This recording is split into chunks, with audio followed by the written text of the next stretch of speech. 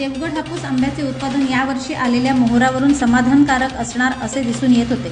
मात्र जानेवारी महिन्यामध्ये आंबा कलमांना प्रचंड मोहर आला.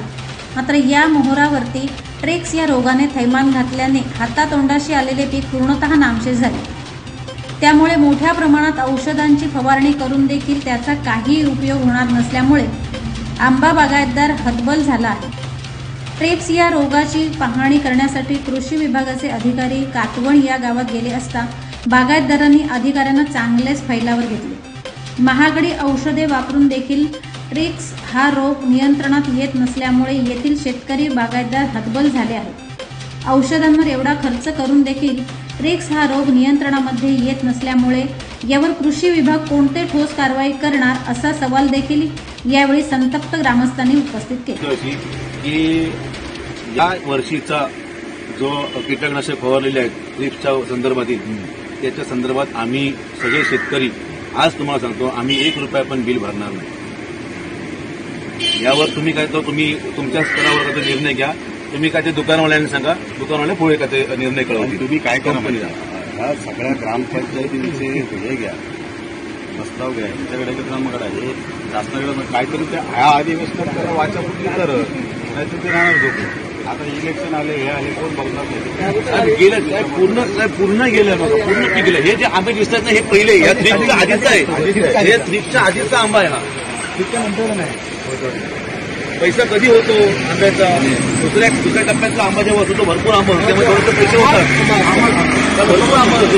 याला हे आंबा आहे का दाखवा, याला तर कोळसावून गेला नाही पण 10-15 पेटे देणारं हे झाड आहे.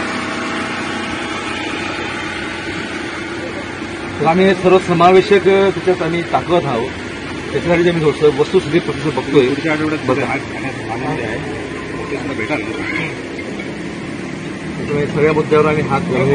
आमचा तुमच्यावर साहेब राग नाहीये. आम्ही तुमचं साहेब तुम्ही प्रतिनिधी आलात म्हणून आम्हाला तुमच्याशी बोलावं लागतंय. कारण म्हणणं बरोबर आहे. शेतकरी एवढे शेतकरी सक्षम नाही की आपण बाबा जाऊन तिथे भांडावं म्हणून तुम्ही इथे आलात.